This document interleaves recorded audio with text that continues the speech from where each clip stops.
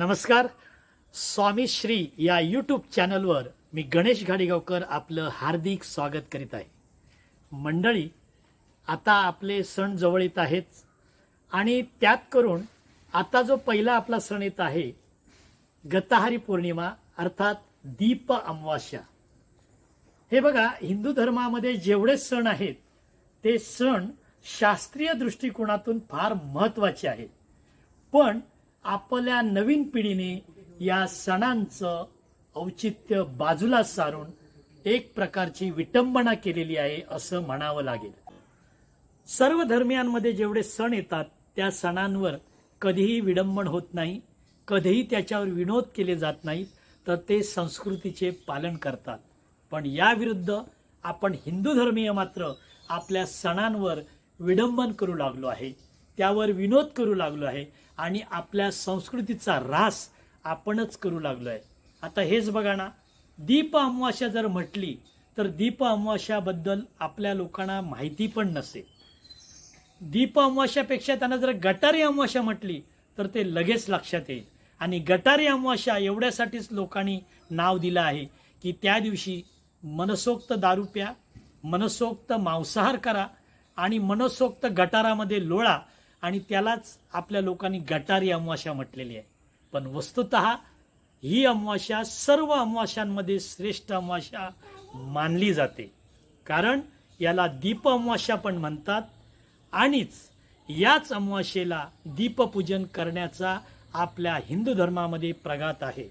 आता कसं ते तुम्हाला मी पुढे सांगत आहे. आषाढ महिन्याचा शेवटचा दिवस म्हणजेच दीप अमावास्या. मंडळी, आता पाहत असाल की श्रावण महिन्याचं वर्णन साधू संतांनी, कवींनी, लेखकांनी खूप छान केलेलं आहे.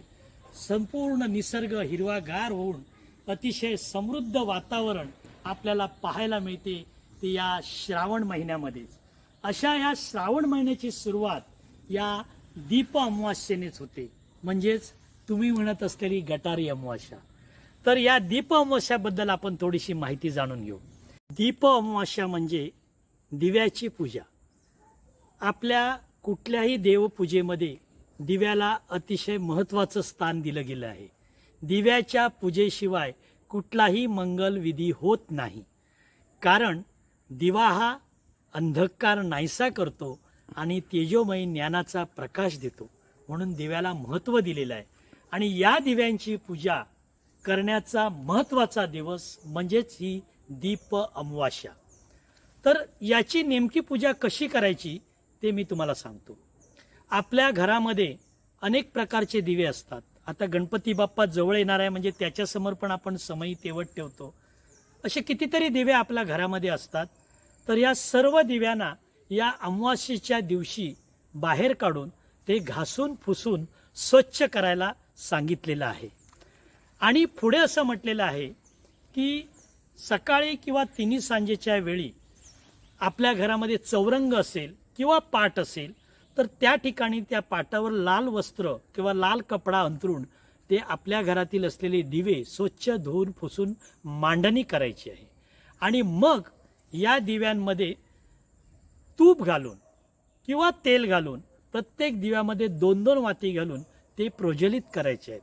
आणि त्यानंतर त्या दिव्याची पूजा आपण पाणी, हळद कुंकू, अक्षता आणि वस्त्र, कापसाचं वस्त्र बरं का, हे फूल वगैरे वाहून त्या दिव्याची पूजा करायची आहे. आता ते दिवे त्यावेळी आपल्याला देवदेवितांसमान असतात, मग त्यांना पण ओवाळणं क्रमप्राप्त आहे.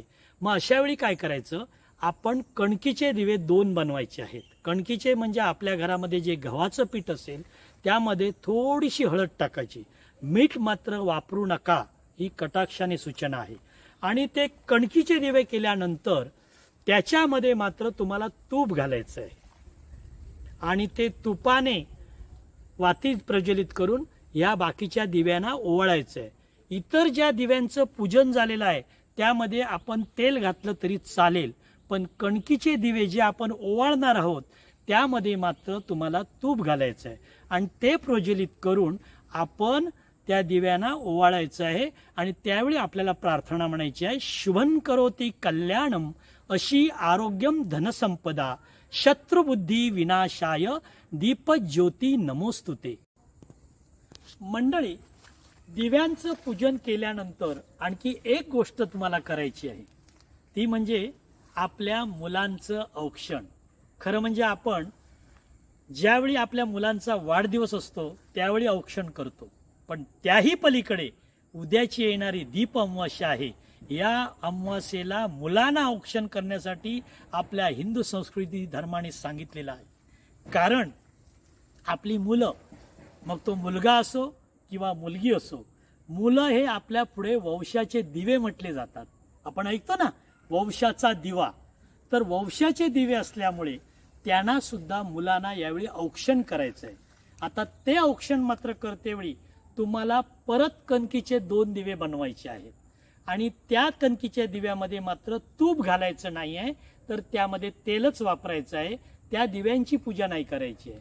त्या कणकीच्या दिव्यांमध्ये तेल घालून ते प्रज्वलित करायचं आहे आणि मुलांना आपण औक्षण करून ते ओवाळायचे आहेत. असं केल्याने मुलांची पत्रिका शुद्ध होते आणि मुलांच्या आयुष्यामध्ये भरभराट होऊन पुढे त्यांचा वंश टिकतो आणि वंशवृद्धी होते, असंही आपल्या हिंदू धर्मामध्ये सांगितलेलं आहे. म्हणून मुलांचं औक्षण करायला विसरू नका.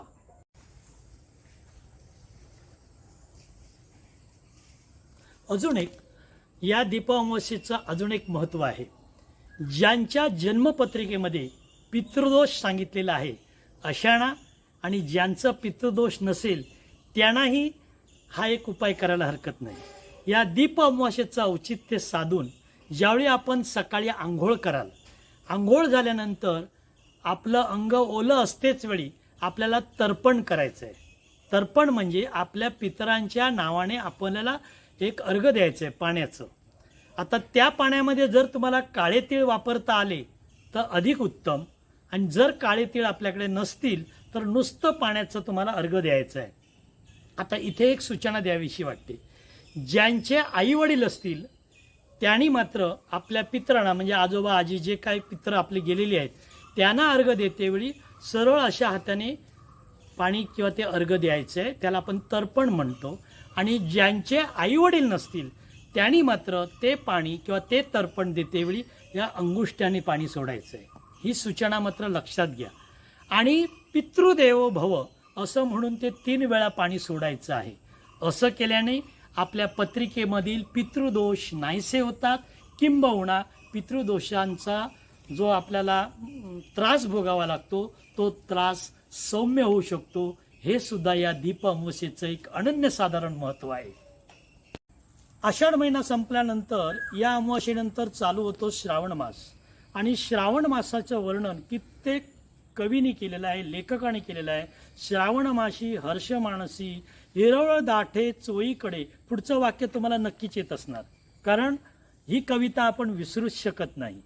मग असं वर्णन केलेल्या श्रावण महिना तेवढाच आपल्या हिंदू धर्मामध्ये पवित्र मानला गेला आहे. सगळ्या सणांची जर काय बरसात असेल तर या श्रावण महिन्यातच.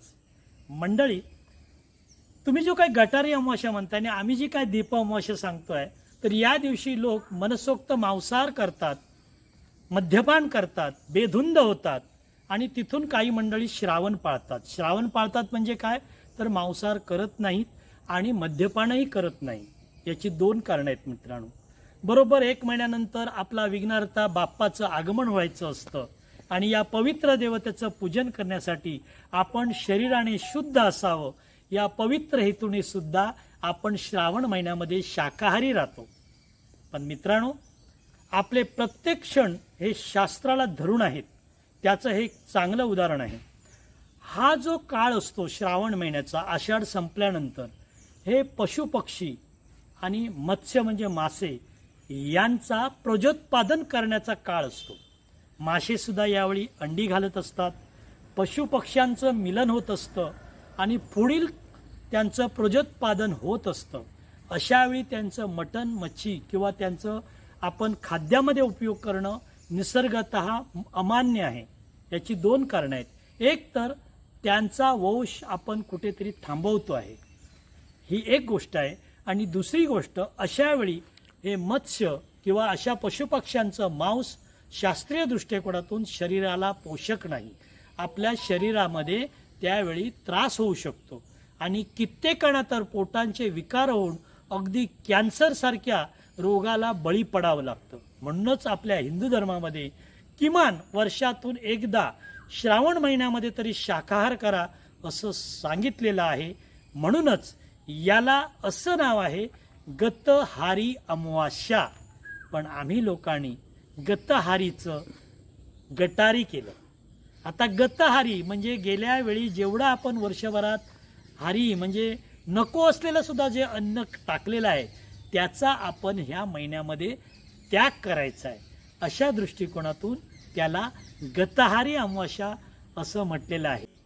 दीप अमावास्येला जे दीप प्रज्वलन करायचं असतं किंवा दिव्याची जी पूजन करायचं असतं हे सर्वसाधारणपणे आपल्याकडे तिन्ही सांजेला करण्याचा प्रघात आहे. हे जरी असलं तर यावर्षी मात्र दीप अमावास्या संध्याकाळी 4:40 संपते आहे. त्यामुळे आपल्याला सकाळी आंघोळ केल्यानंतर सुद्धा दीपांची पूजा करायला हरकत नाही किंवा संध्याकाळी 4:40 या दीपाचं पूजन करायचं आहे आणि अशा रीतीने आपल्याला दीप अमावास्या साजरी करायची आहे. दिव्या दिव्या दीपत्कार.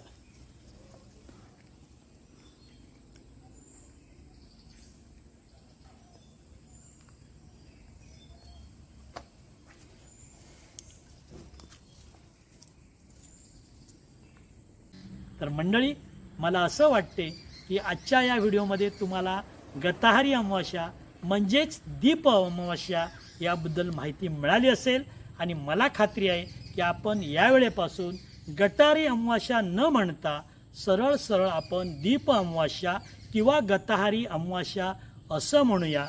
आणि हा व्हिडिओ जर तुम्हाला आवडला असेल तर नक्की लाईक करा, शेअर करा आणि सबस्क्राईब केलं नसेल तर नक्कीच करा. आपल्याप्रमाणे इतरांना सुद्धा दीप अमावास्येबद्दल माहिती मिळू शकेल. धन्यवाद.